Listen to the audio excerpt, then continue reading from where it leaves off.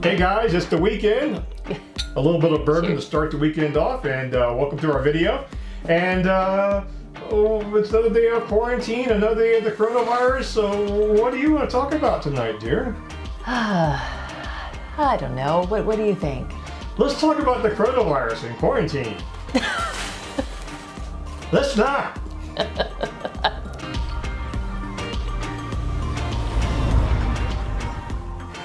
Hey guys, no bourbon was actually injured or harmed in the filming of this video. It was a stage prop. So today's topic, we're going to talk about our Spyder. It's been 3 years. Can you believe it? It's lived with us now for 3 years, and we're going to talk about our experiences with the Spyder and why we have it, and a little bit about that. So I'm going to start off with why is it that we like to travel on the Spyder to begin with? Well, I think, first of all, we just always have enjoyed travel. Pre-Spyder, we had other adventures. And for me, I think the reason travel appeals to me so is that I think of myself as a collector of stories. And travel adds more stories to my repertoire because I love the different interactions with people and the different places. It fascinates me the many ways people can make a living, how they live in their homes, the things they do for fun, the good food they eat. I just think travel is a wonderful sensory experience. I can't argue with that one bit, and I know for me personally, it started at a very young age with my mother living in the mountains of Virginia, but growing up here, so we would travel back and forth, and I always look forward to those travels and used to fantasize about bigger and better travels. And I took my first airplane ride at age 3. I don't have any memory of that, but that set the foundation for me to become a pilot. And I traveled quite a bit in the airplane. Well, that came to an abrupt end in 2004, and refer back to John 2.0 video for that story. And we decided to go ahead and expand our traveling horizons and do something unique. And we talked about getting a motorcycle. And we narrowed it down to the 3-wheel Can Am Spyder, which is technically not a motorcycle, it's a roadster. But for all you purists out there, and I respect that, I'm a purist too when it comes to some things. Okay, that said. Well, it's something we can do together. Yes, yes. And that's why we got the Spyder, so we could do it together as a couple. Sure beats a set of golf clubs or something like that. I have never hit a golf ball in my life outside of a putt-putt golf course in my early 20s. So, since we've had our Spyder, we've had quite a few journeys on it. Any of your favorites come to mind? Well, they've all been good. They've been different. We've made multiple trips to the Shenandoah National Park, and I would never turn down an opportunity to do that. How you doing? Good, how are you doing? If it got any better, I couldn't stand it. Oh, sir, yes you could. In terms of the best ride, it's really hard to say because when we went to Alabama, we saw some beautiful country, particularly in Tennessee. I wasn't really that familiar with Tennessee, and that is a beautiful, beautiful state, breathtakingly so. And of course, Colorado was awesome, although we were traumatized by ice storms and illness. You know, the Wolf Creek Pass ice storm, although painful to experience, is probably one of the highlighted memories of that trip. Yeah. Well, and there have been a number of weather calamities. We like weather. We got stuck in a downpour on 64 coming home from one trip. And, yes. And that was, the weather change was so sudden, it was kind of scary. And then I had the windstorm going through the panhandle of Texas. That was a whole different dimension. Well, in the last 15 or 20 minutes or so, the wind has really picked up. It's from the north, which is from my right directly. And it's probably forecasting gusting 25. It's not affecting the Spyder or the trailer, but it's affecting me, and I'm fighting it. Tried to raise the windshield, it doesn't do any good because it's just coming right from the right. Wow. This going to be an interesting day. It's not supposed to let up. And then something you really can't see on video is the boiling summer heat. Oh yeah. The Spyder does a really good job of keeping the wind off of you, so that keeps down that wind fatigue. The drawback is on a hot summer day, you'd want a little bit more air circulation around you, and you just don't get it. I'm gonna have to look into some aftermarket options for some sort of wind deflectors, but another story.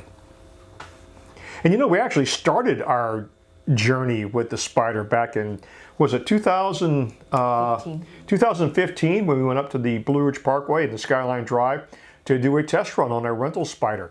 And that sort of set the standard. I was pretty much convinced by the time we were halfway through that trip that we were gonna actually do this and pull the trigger and get the Spyder as soon as we can actually make it work in our budget. I thought you were about 85% there when we did the demo in Roanoke several months earlier. Yeah, the demo in Roanoke was good. I really sort of whet my appetite, but when we went up to Northern Virginia, which is the only place at the time we could actually rent a Spyder for a trip, which is what we did, took it to the Skyline Drive, we had this carefully choreographed plan where we were going to meet at a restaurant just a few miles down the road from the rental facility, and I was like a kid in the candy store. I left the parking lot, boom! Left me behind. Left her behind. And I'm going down the highway going, oh yeah, we had a plan. So it took a little while to get that back together again. Feeling good, feeling good. To quote Ewan McGregor, I can't believe we're doing it, Miriam. I can't believe we're doing it. All right, so It was great fun going to the rally in Maggie Valley. That was year before last. Yes, it was. I believe. Maybe my favorite part was texting my kids that I was going to a motorcycle rally and having them respond, "Who are you and what did you do with my mother?" You have to understand the background. When I met Miriam, she was a latte sipping, white wine drinking daughter of a career Army officer, and I basically turned her into a biker chick. I've ruined her.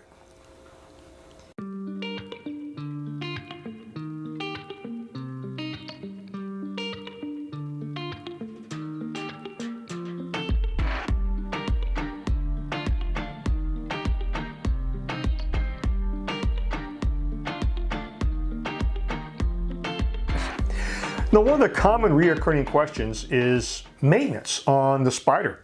To be perfectly honest, really haven't had to do that much. Routine oil changes, belt adjustments. I think I've done 2 belt adjustments since I've owned the Spyder. Replaced one back tire. It was past its useful life. And going to have to do another back tire, probably the front tires here in the fall again, just because it's near the end of its useful life. So the only real maintenance item we've had on the Spyder is the rear axle. We had an issue with that. Well, I have a bit of a conundrum. This should have been a very simple process. Really, all one needs to do is loosen this nut, which sets on the axle right in there, and applying the wrench to the other side right there. You loosen the axle, and then you adjust. You can adjust that screw and this screw, actually it's a hex nut, to adjust the tension and the alignment. And I did that, and everything was going good. So I was putting the wrench back on to tighten up the axle nut again. Simple process of loosening it up and then tightening it back up again. You don't actually need to remove it. And it wouldn't tighten. I went, that's just bizarre. So I realized that it's stripped. The axle nut and the axle bolt are actually stripped. So, I have a conundrum. So now I can't use the Spyder. I can't even drive it until I can get this fixed. So, trying to decide, do I call my local dealership tomorrow and have them send a tow truck over? Because that's the only way to get it to the dealership and have them put the new axle in. And I really don't know how that happened. I have never in my life, well, only one other time in my life I've ever stripped a bolt. And since I didn't remove it, I just loosened it and was going to tighten it back up. My only thought is that this was a problem where it perhaps was maybe over tightened, are cross-threaded from the last time somebody took it off, and when me loosening it up again just finished up the damage on the job.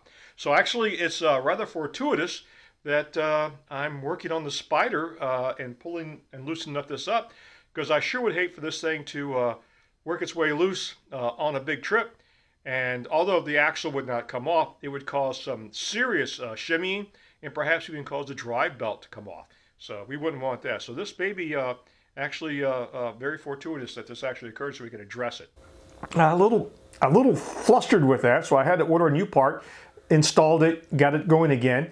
And I did some research and found out it was suggested that the material in the rear axle and the rear axle nut was not as hard of a steel as you would want, and so it is easy stripped. So that's just something, that's the only real maintenance item, and just something to be aware of. Other than that, it's performed flawlessly, no problems whatsoever. So I guess the big question is, it's been 3 years. Do we have any regrets? Do you have any regrets about the Spyder? No, I'm ready to go again. And we do have some trips tentatively lined up once we get past this whole quarantine thing and the economy starts getting moving again, so we can actually find restaurants and hotels and things like that. We plan on getting out and doing some more serious traveling. The weather's starting to turn nice, so we're getting a little bit of cabin fever. So that's going to be about it for today's video. And if you like this video, please give it a thumbs up, and don't forget to subscribe. Take care. Hope y'all are well. Bye-bye. Hey guys, another Friday night is upon us. It's happy hour. And what are you going to talk about? I don't know. Not much new material. That's not what we talked about. I'm missing this clump of hair right here that you trimmed off. I'll fix it later.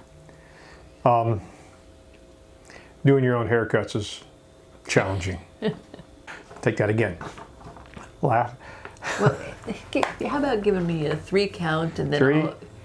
Ready? Yeah. 3, 2, 1. Hey guys, why we got it, what it means to us, and our experiences. Okay. What do you want me to talk about? I have a script. Well, just give me one topic at a time and I'll... Okay, we'll take it again. 3, 2. From the beginning? 1. Hey guys. Take it again. 3, 2, 1. Hey guys, it's the weekend. A little bit of bourbon to start the weekend off, and welcome to our video. And it's another day of quarantine, another day of the coronavirus. So what do you want to talk about tonight, dear? I don't know. What do you think? Let's talk about the coronavirus and quarantine. Let's not. I'm not very good at this kind of silliness. I'm sorry, but it was fun splashing you, I have to say.